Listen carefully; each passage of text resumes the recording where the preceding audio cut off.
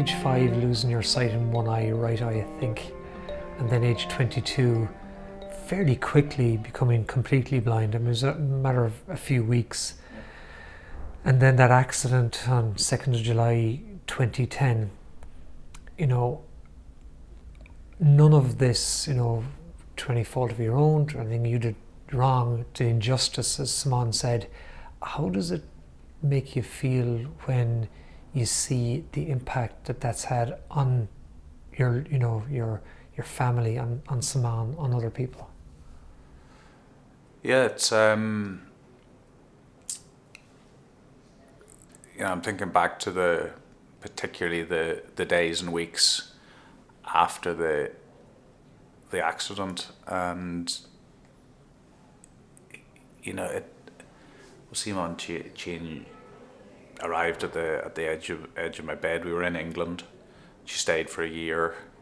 My parents were back and forth. My dad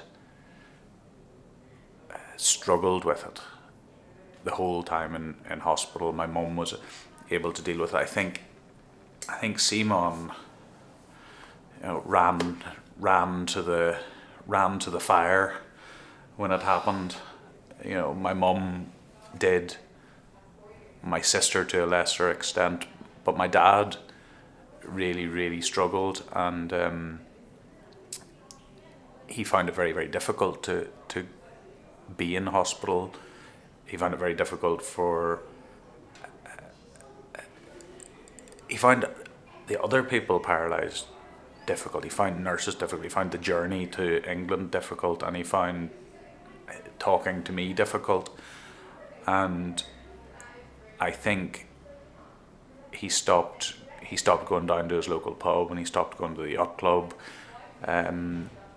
It took him a long time to get over it, and it wasn't really until I got back speaking and travelling and doing that he started to emerge. And for me, of course, as the patient in the bed, as Simone said, it is all about the patient. So the patient is expected to cry and struggle, and you've got a psychologist and a doctor and an OT and a physio and a social worker and a Simone and a family network and a friend network all around.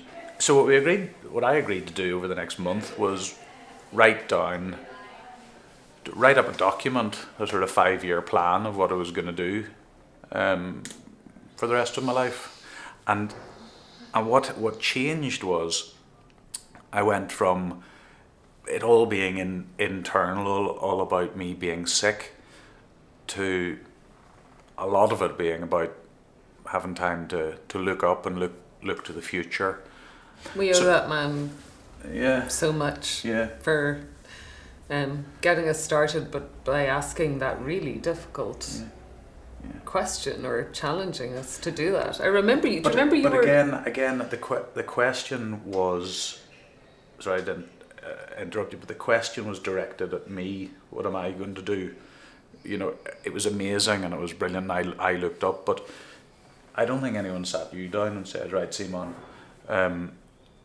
certainly not at that time, said, okay, what do you want to do? Maybe it should have been me who did that. Our love has not overcome it, you see, and neither has any God. You know, the reality is that it happened and we went through it, and I'm still paralysed and blind.